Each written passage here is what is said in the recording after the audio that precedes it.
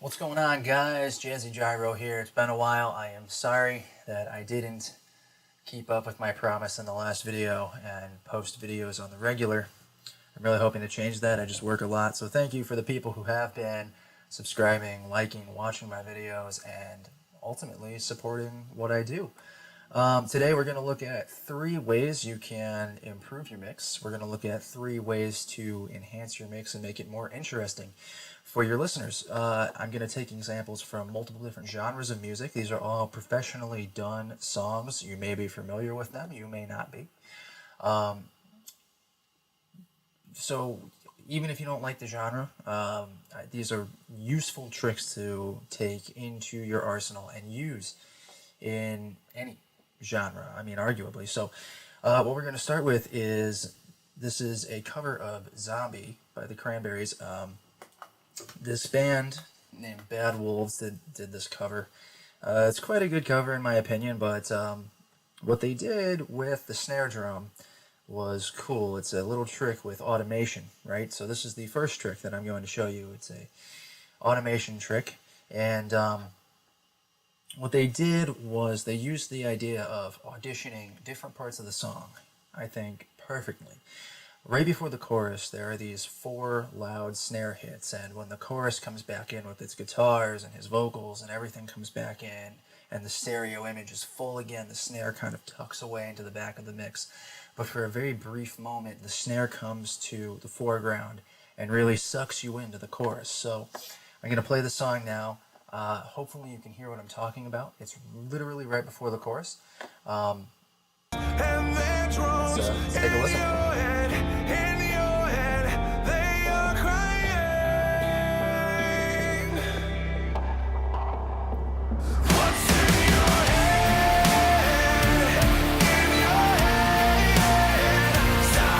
So there it was. It was that really brief, dun, dun, dun, dun, just those 4 snare hits. They're much louder than the snare hits in the chorus, and the reason for that is because you can hear this in a lot of videos where they talk about automation and its relevance, especially in modern music.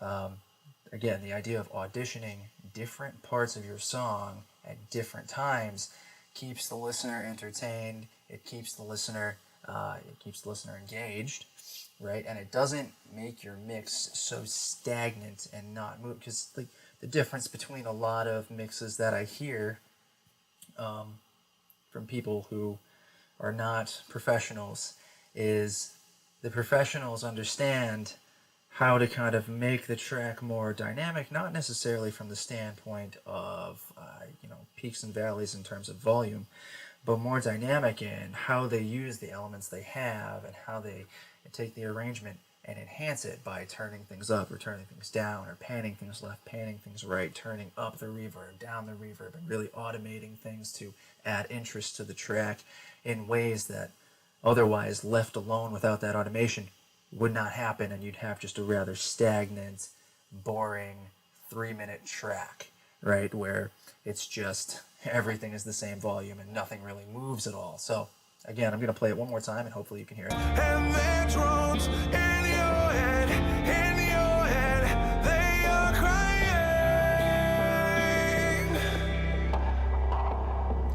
What's in your head, stop.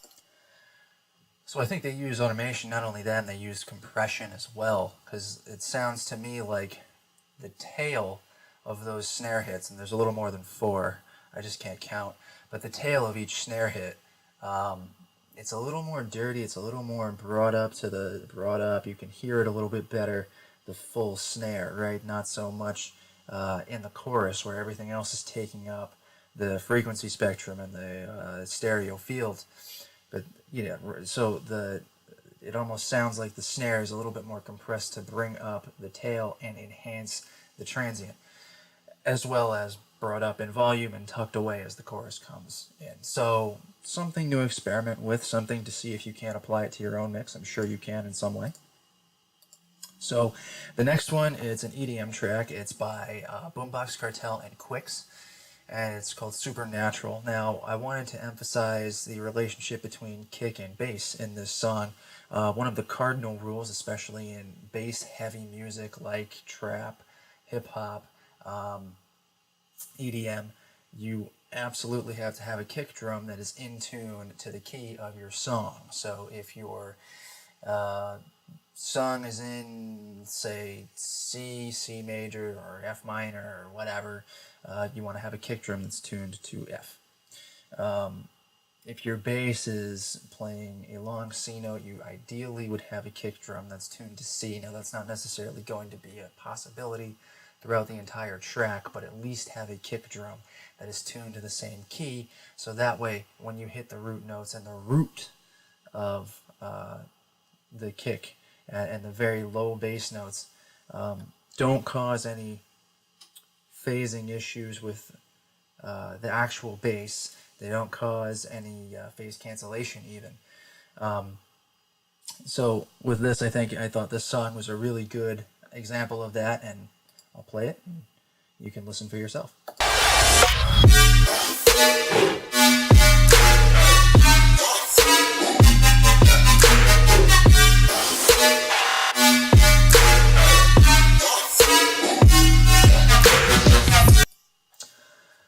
So yeah, you can just kind of hear how the kick works with the bass, but still exists in its own space in relation to the bass, and still has a lot of oomph, but it doesn't take away from the bass, and the bass isn't taking away from the kick. They're both living in harmony, and that's really hard to get a nice balance on that, especially with low-end elements like kicks and basses in music that is so dependent on a strong low end. So what's really important there is that, one, you go ahead and have the kick and the bass tuned to the same key, and the kick moreover tuned to the key of your song.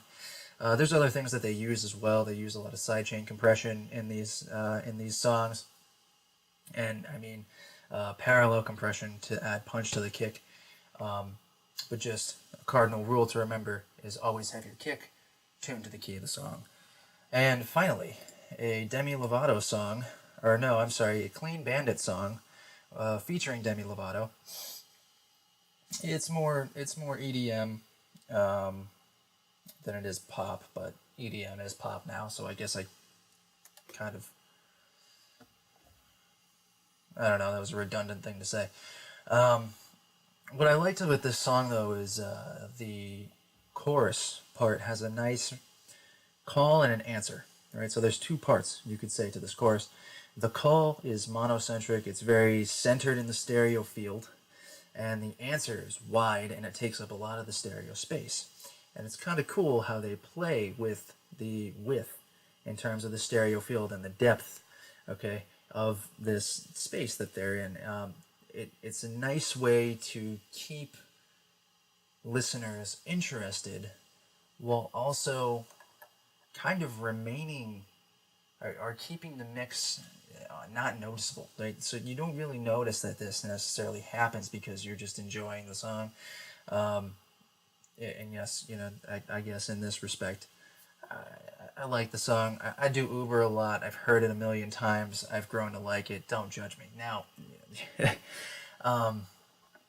like I said, it's cool, though. It's just cool how they play with the stereo field in this chorus. So, without further ado, I wanna but I'm broken hearted. Cry, cry, cry, but I like to party. Touch, touch, touch, but I got nobody here on my own. I wanna but I'm broken hearted. Cry, cry, cry, since the day we parted. Touch, touch, touch, but I got nobody, so I do it so. okay, kind of cool. There's some spatial effects on the call.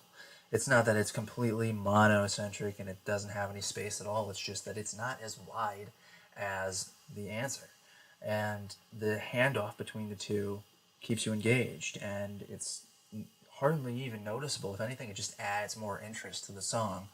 And it's a trick that you can implement, I would imagine, in many ways. I'm not really quite sure how they did it. I know they probably had multiple vocal tracks, and maybe they were even a little bit off time from each other. That's one way to get a kind of wider stereo sound, but you run the risk of phase cancellation when you do that. So there's, or not phase cancellation, but being out of phase and being, well,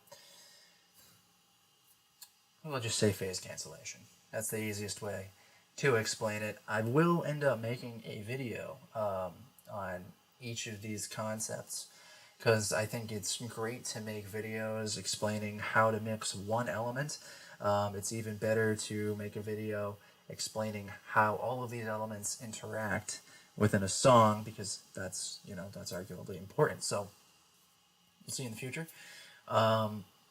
Hopefully I'll figure out really how to do this trick that they did in this Demi Lovato song. I think that would be a really interesting one. So guys, thanks for tuning in. Hopefully this gave you some value. It inspired you to not only try to figure out how these tricks work and experiment with these ideas, but moreover go and pave your own path, I guess, and figure out maybe a trick that no one else has figured out, or try different things based off of these ideas, whatever you want to do.